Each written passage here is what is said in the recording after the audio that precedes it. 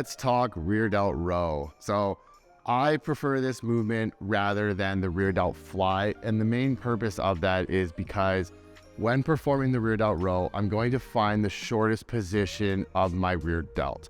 Now, when you look at people performing a fly, what happens is, look at when the muscle fibers are lined up. They're gonna be like a clove of garlic, okay? So they're gonna be, I don't have a drawing board, but it's gonna be like this.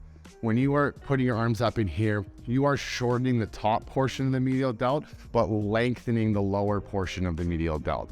And this can create instability in the joint and give you more of a sensation rather than an actual stimulation.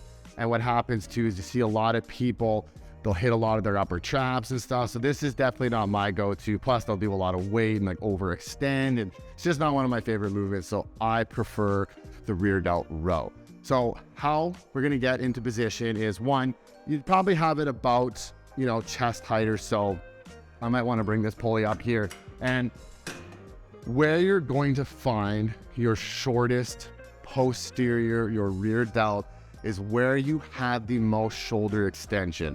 So essentially where you can drive your elbows back the furthest. So if I'm up here and I drive them back here, you'll see where my elbows are now. But as I continue to drive back and bring them down, you can see how they go back further. But if I go in any more, then the elbows start to come in this way.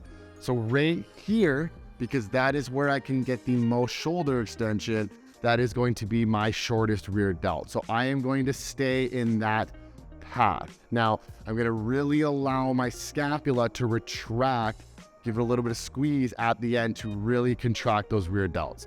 Simply just drive your elbows back, extend your shoulders as much as you can to get the fully shortened rear delt. Coming into the machine, another little tip thing you could use as well, the rear delts don't really need a lot of stretch in this exercise, so there's no need to go forward like this. Yeah, you can do that for pull upper back, but if we really want to bias the rear delts, once again, don't hold your scapula back, just keep it in a neutral position. So think of the movement as 3/4 of the way, like this, and then drive straight back, squeezing at the end where you have the most shoulder extension.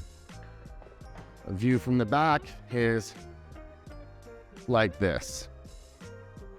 That is where I can get my elbows back the furthest. That is where I'm going to shorten my rear delt the most. So when performing this exercise, as mentioned, a common mistake could be overextending or coming really high would be one, or like using momentum, which is within context. Sometimes momentum can be used, but just find where you have the most shoulder extension, really squeeze when you're back there. Almost think of it as an arcing motion. The way the rear delts work, think of it as an arcing motion. Hand placement, if you're going for the most shortened position, you're going to line up here. If you want to get a little more lengthened, you can bring the handles in. This is going to dictate how much you shorten those rear delts. I would say just go about shoulder width on average for that. So if you like this video, hit the like and subscribe button, and follow me on Instagram at that.coach.curtis.